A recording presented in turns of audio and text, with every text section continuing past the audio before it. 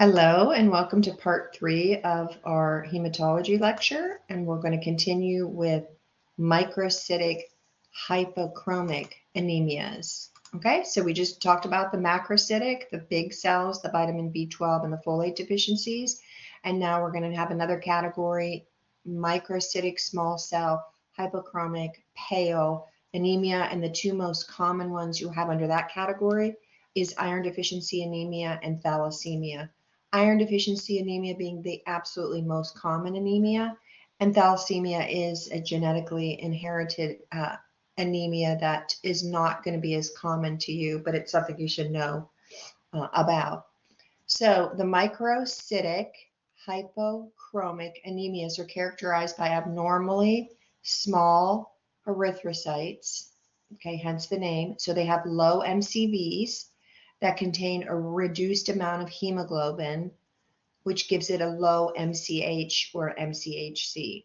Okay, so both of these are low, microcytic hypochromic, small and pale. Sideroblastic anemia can cause erythrocytes to be microcytic and hypochromic. Basically, we're talking about this type of anemia here. One of the sideroblastic anemias is called thalassemia. But iron deficiency anemia is far more common. So let's talk a little bit about iron deficiency anemia. It's the most common nutritional disorder worldwide, affecting 10 to 20% of the world's population, occurring in both developed and developing countries. So it's the most common anemia in America as well.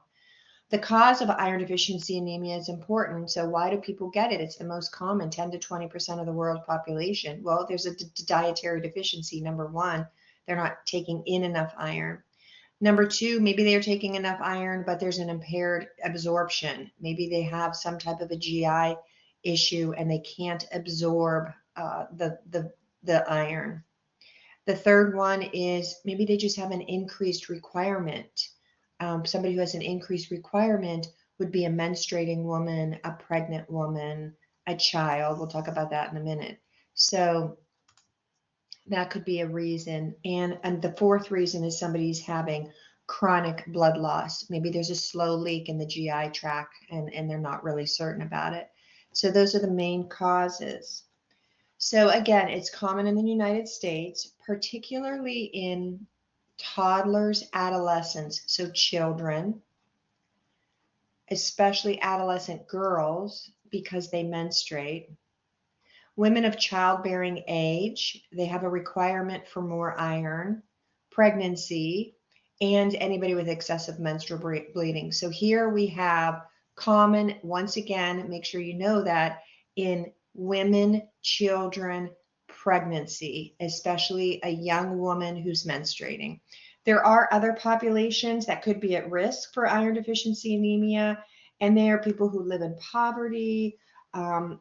Infants, we could see it in infants if they're not being breastfed or taking formula, they're just getting cow's milk because an infant just can't process the iron in the cow's milk. So that could be a problem. So somebody who is maybe has a restricted diet, somebody who doesn't eat meats or eat foods that are high in proteins. Teenagers, again, sometimes nutrition is poor in teenagers, but remember, they already are in the high risk group, especially a teenager who just eats a bunch of junk food, or anybody who just eats a bunch of junk food. Premenopausal women have an increased iron requirement, especially during pregnancy and with excessive menstrual bleeding. So both sexes may have iron deficiency anemia secondary to bleeding as a result of gastric or duodenal ulcers, hernia, esophageal varices, cirrhosis, hemorrhoids. See, these are things that people can have, like a slow leak or a slow bleed, inflammatory bowel disease, or cancer. And so they can have something going on, some polyps or something in their GI, in their colon, and they're bleeding from there and they don't even know it, okay? In fact, unexplained iron deficiency anemia in a male or a postmenopausal woman who's not bleeding anymore may be the first indication of GI disease. So if somebody comes in with iron deficiency anemia, especially if they're not in the high risk group, they're a man or a postmenopausal woman, you have to suspect some of these GI issues right here, and a colonoscopy is important to rule out, make sure they don't have some type of GI bleed or colon cancer. So colonoscopy there becomes important. Iron deficiency anemia is a hypochromic microcytic anemia and occurs when iron stores are depleted. Inadequate dietary intake and excessive blood loss both deplete the iron stores and reduce hemoglobin synthesis.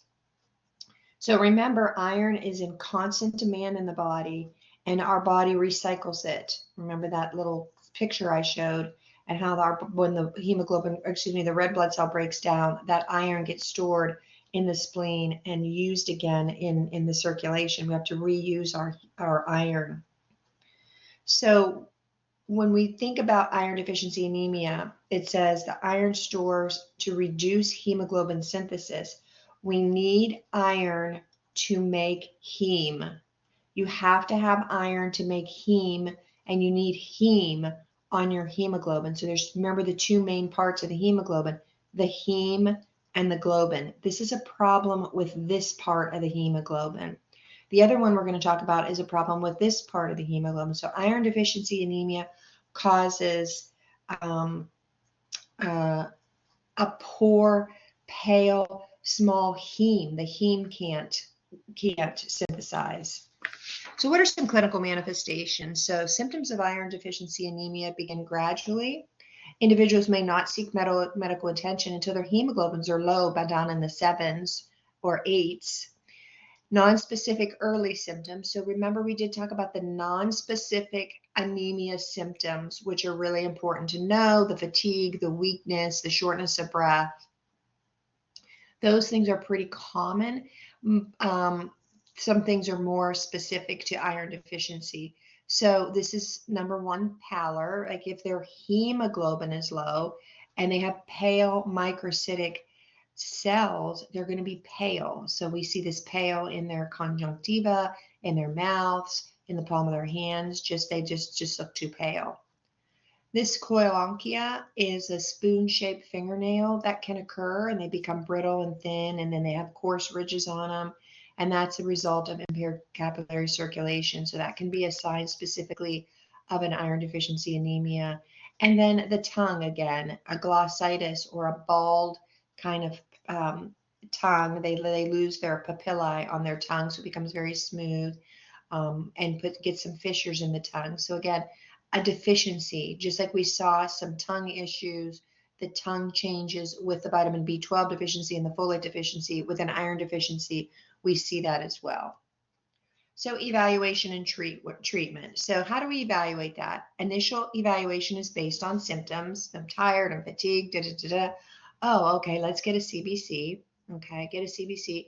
Decreased levels of hemoglobin and hematocrit would be seen. Okay, then we have to look a little further, and we want to look for the MCV and the MCH.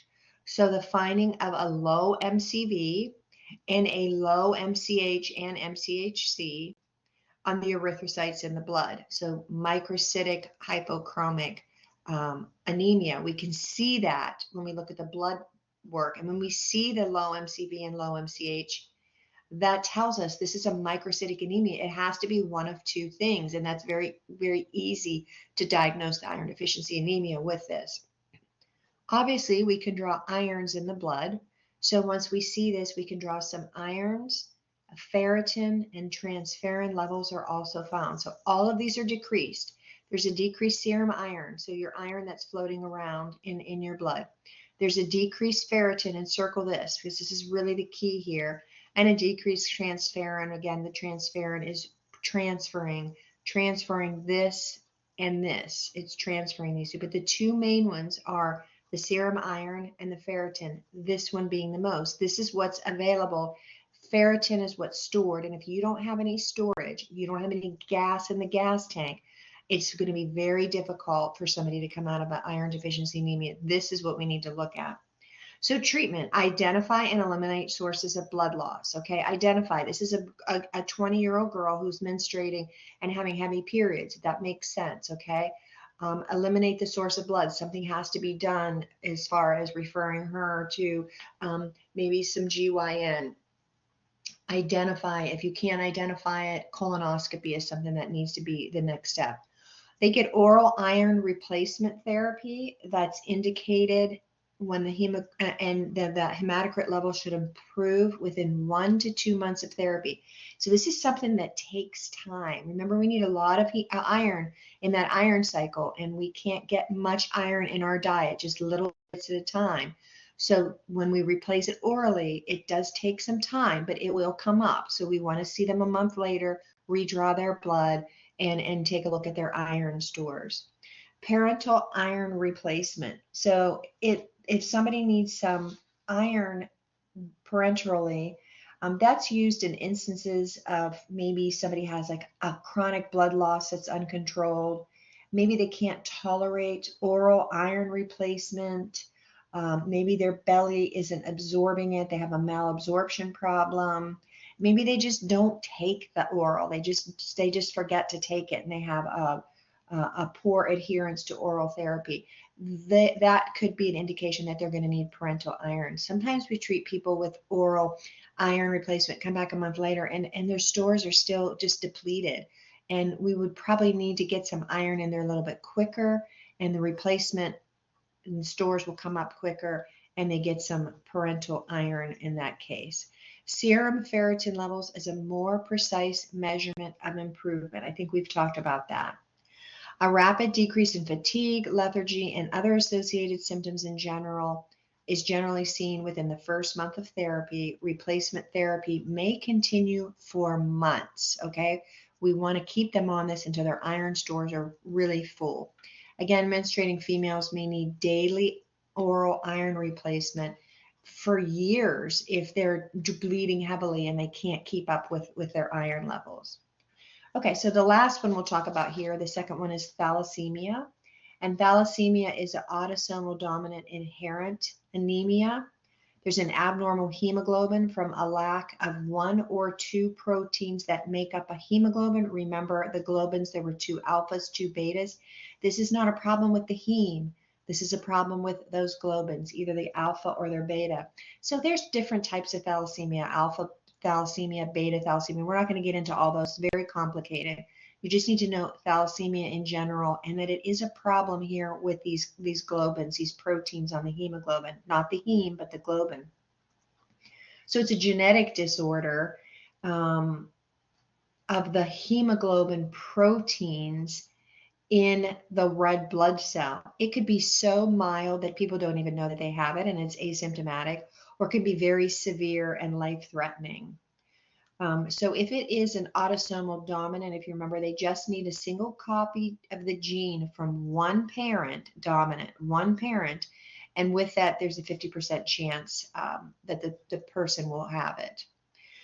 What happens is it causes these red blood cells to be malformed. They're not these pretty round disc-shaped. They become malformed because there's a problem with these globins on the hemoglobin.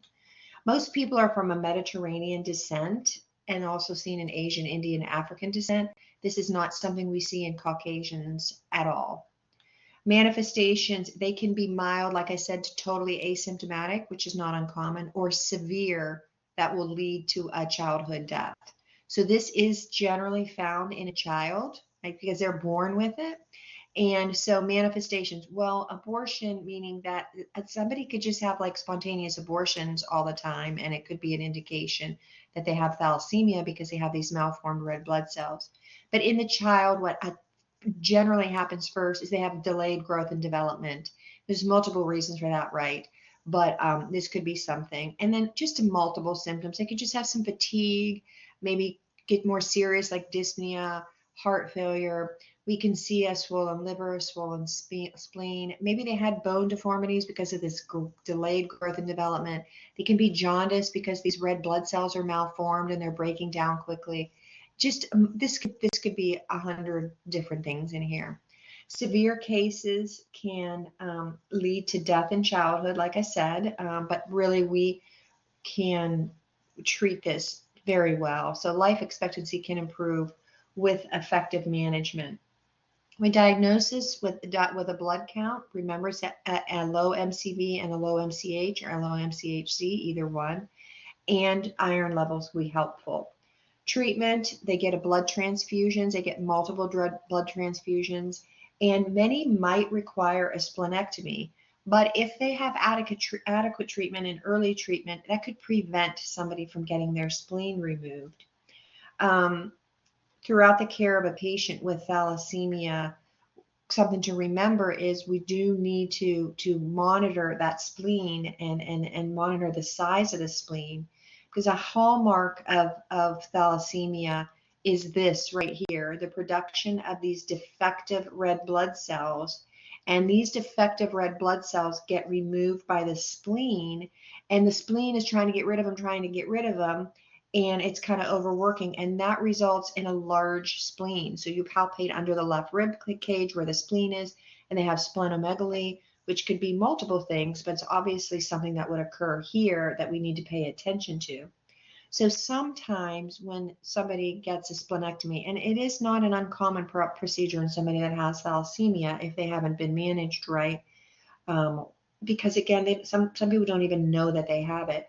By removing the spleen, it could prolong the red blood cell survival by keeping more red blood cells.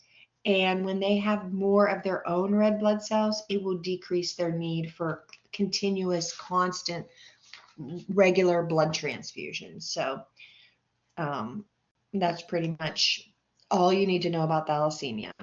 Okay, thank you.